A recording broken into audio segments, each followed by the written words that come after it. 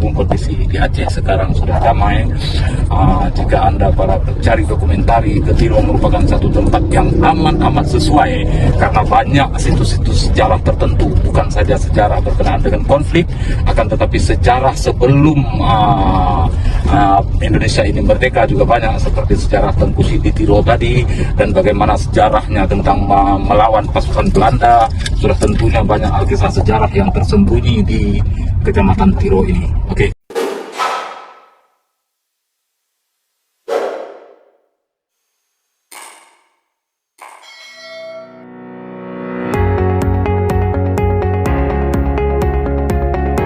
Assalamualaikum teman-teman, kita berjumpa lagi dalam seri jelajah Bumo Indatu yang kedua untuk minggu ini. Minggu lalu semua sedia maklum kita berkunjung ke makam Allahyarham Tengkulak, dan untuk minggu ini kegiatan kita pada sore ini kita akan berkunjung ke salah satu tempat yang paling identik dengan konflik Aceh, baik sebelum merdeka atau pasca kemerdekaan, yaitu Kecamatan Tiro, lebih kurang 10 km dari sini. Dan seperti mana bak kata generasi hari ini, Tiroisme merupakan dua sosok tokoh Tiro. Sebelum kemerdekaan Tengku Siditiro, dan setelah kemerdekaan Tengku Hasan di Tiro. Apa gerangannya dengan Kecamatan Tiro? Walhal kalau kita ikutkan, Tiro itu cuma satu kecamatan di Aceh. Aceh 23 kabupaten kota, sedangkan Tiro cuma satu kecamatan di pesisir pergunungan. Kenapa Tiro begitu histeris? Kenapa Tiro begitu identik? Sudah tentunya Kecamatan Tiro dan di Tiro itu mempunyai 1001 kisah pasca konflik Aceh. Hari ini kita akan coba menuju ke Tiro. Kami dari tim Bumo Indatu Channel beserta kru yang terlibat akan menuju ke Tiro untuk merungkai beberapa kisah.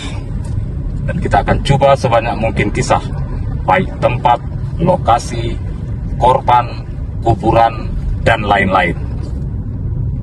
Untuk hari ini, bagi mengisi masa kosong kita akan menuju ke Tiro. Kita lihat bagaimana kisah kehidupan di salah satu pekan kecamatan tersebut, baik dari segi kegiatan, ekonomi, dan lain-lain.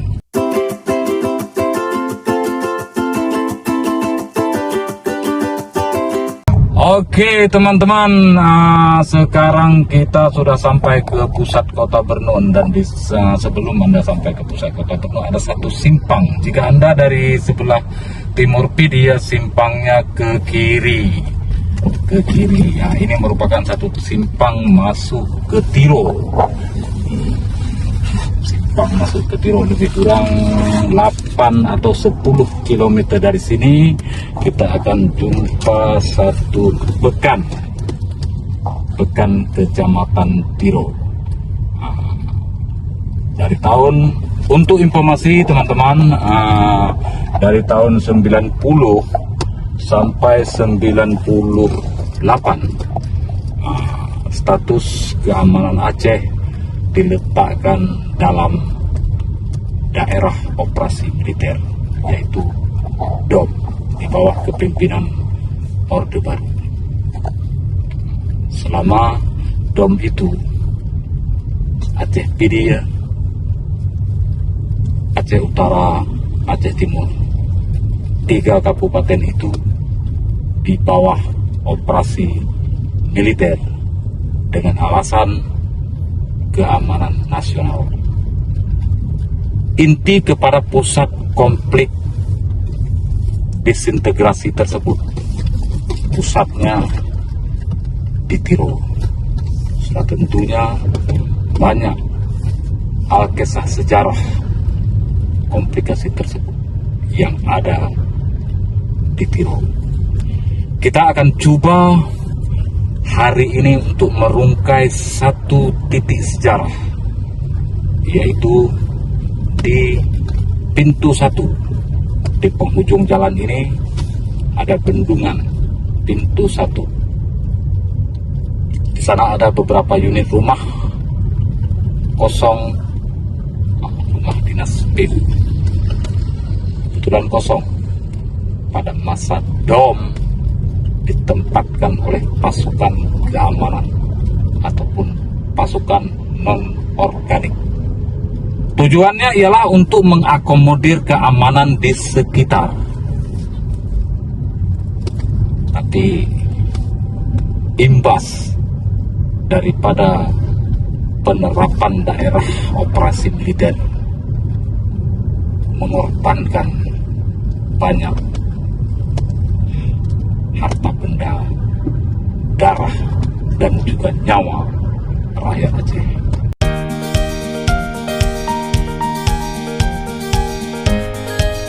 Oke teman-teman, kita sekarang sudah sampai di pusat Pekan Tiro. Pusat Pekan Tiro ini dari dulu sampai sekarang cuma sebesar ini. Ini tumpuan warga Kecamatan Tiro dalam kegiatan ekonomi mereka, baik hasil padi, hasil tanaman, dan juga akses pasir dan batu di sungai berdekatan. Ini merupakan pusat pekan kecil di pedalaman Kecamatan Tiro, dan sekarang kita terus menuju ke depan. Kita cari tempat tersebut.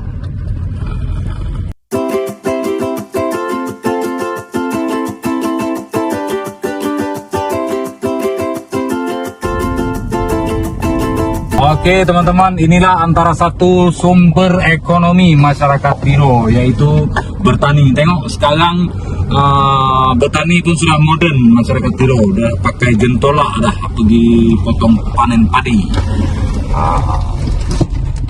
Lama situasi cuaca hujan pula, situasinya hujan, tapi kita tempuh pelan-pelan.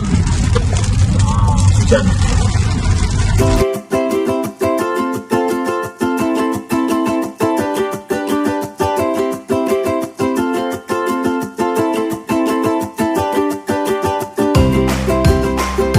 Oke, panas pelan-pelan. Kita ada something wrong di sini, panas.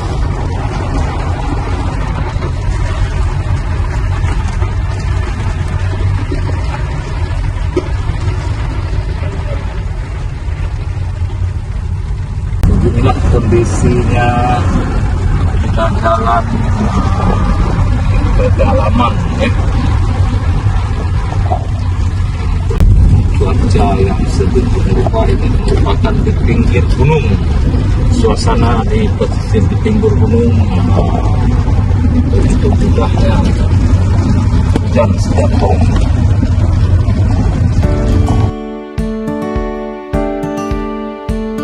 Sekarang kita sudah sampai di Pulau Kenari. Tak jauh lagi kita ke pintu 1.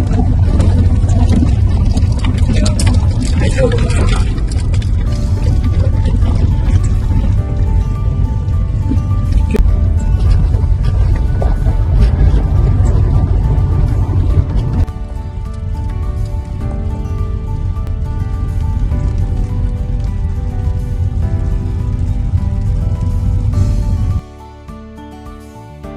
Kondisi jalannya teman-teman, jalan berbatu,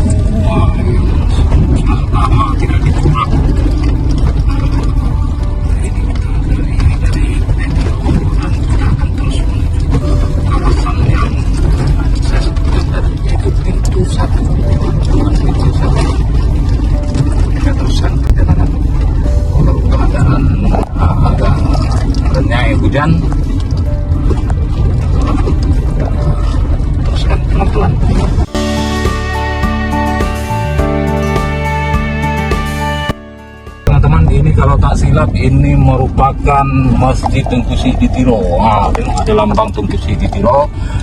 Nanti ada waktu kita juga akan singgah. Kita akan singgah. Ini merupakan satu masjid yang dibina sendiri oleh beliau, dan kalau tak silap ini tempat pengajian Tengku Siditiro.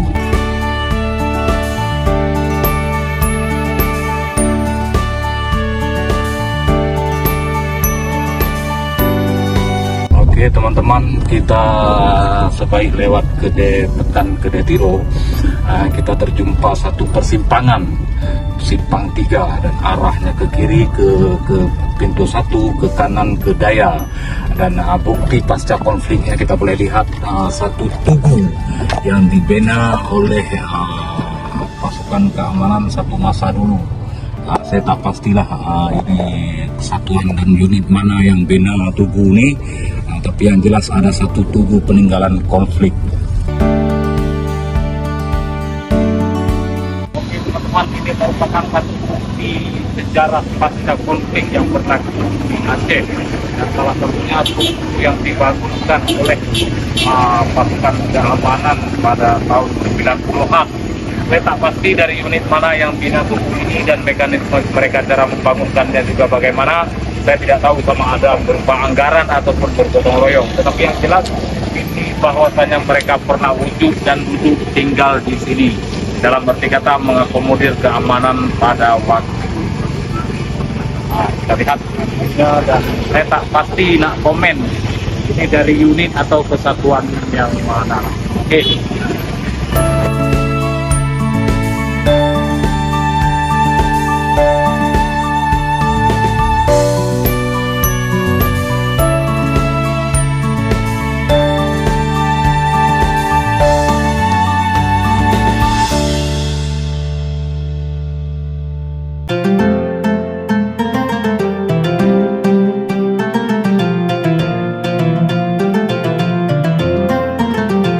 Oke teman-teman, ini lagi satu tugu pembangunan pada era konflik, terutama tahun 92 atau 93. Ini bukti pasca konflik bahwasanya mereka pernah konstitusi dan membina tugu Kecamatan Tiro. Ya, kita masih lagi di Kecamatan Tiro. Ini tugu yang kedua kita dapat tertulis. Sana ada tertulis asal usul mereka.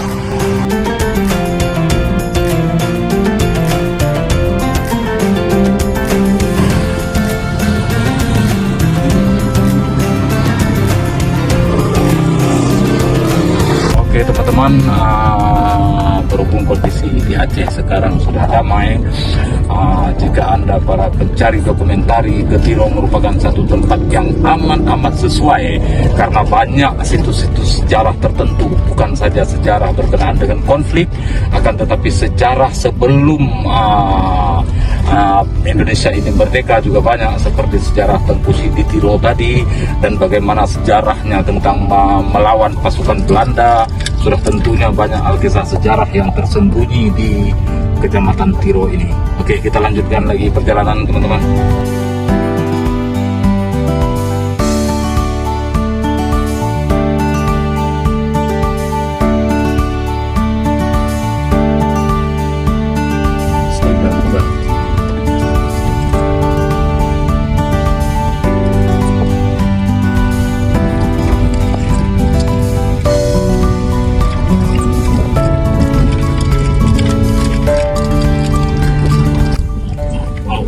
Kondisi jalan ekstrim. Kondisi jalan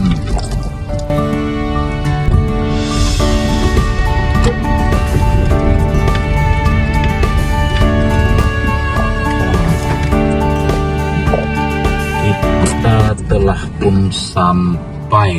Ini dia tempat dan lokasinya. Ini merupakan satu tempat posko pasukan BKO dulu ketika Aceh diterapkan dalam daerah operasi. Blok bangunan ini digunakan oleh mereka dan mereka duduk di sini untuk mengakomodir keamanan di persekitaran. Sekarang kita turun masuk ke dalam bangunan tersebut.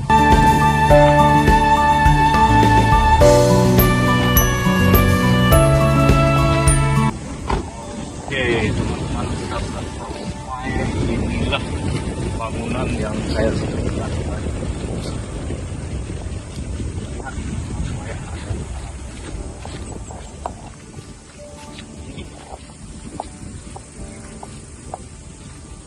Nampaknya sudah tidak dipakai lagi semenjak tragedi tersebut.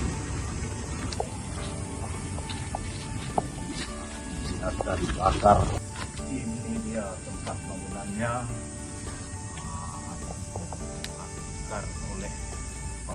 Oke, pada awal tahun 1997 para penghuni tempat ini, yaitu pasukan aparat keamanan, mereka melakukan kegiatan harian, termasuk melakukan penyisiran ke dalam hutan-hutan semak belukar di sekitar.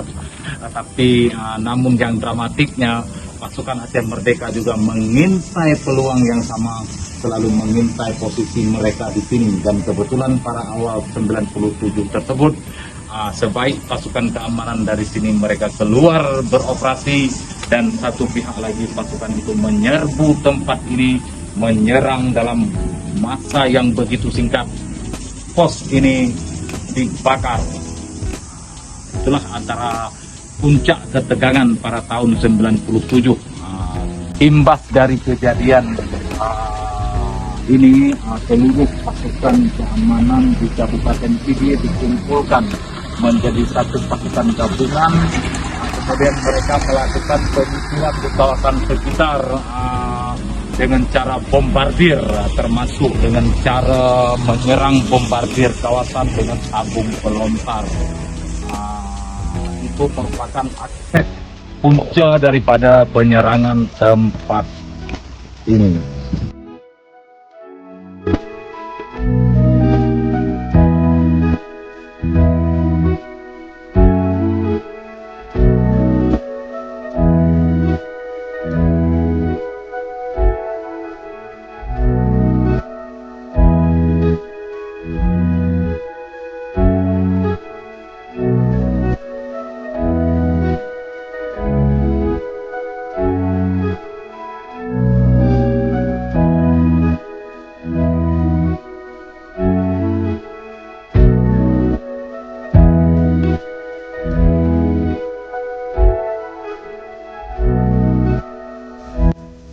Oke, untuk informasi para pendengar di luar sana, tahun 97, dari tahun 90 diterapkan operasi sampai tahun 97, dan menurut info yang kami dapat dari sumber yang sahih, kekuatan pasukan Aceh Merdeka pada waktu itu tersisa cuma 11 personil, dan salah satunya ialah perempuan. Jadi itulah kekuatan yang tersisa di bumi Aceh ini. Jaringan Aceh Merdeka yang lainnya ada sebagian di penjara dan ada sebagiannya berada di luar negara.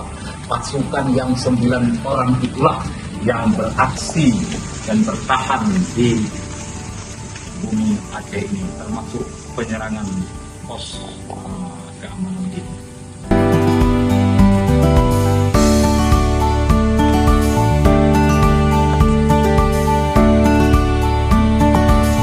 Oke teman-teman, inilah kisah salah satu pos yang digunakan pakai semasa konflik, dan peninggalannya kita boleh lihat baik dibakar pada tahun 97 sampai ke hari ini tidak direnovasi lagi dan dibiarkan terbengkalai sebegini rupa. Ini merupakan salah satu titik sejarah pasca konflik, dan kita semua sedia maklum dan tahu bahwasanya ada 1001 kisah lain lagi, dan kita akan rungkai dalam siri jelajah selanjutnya.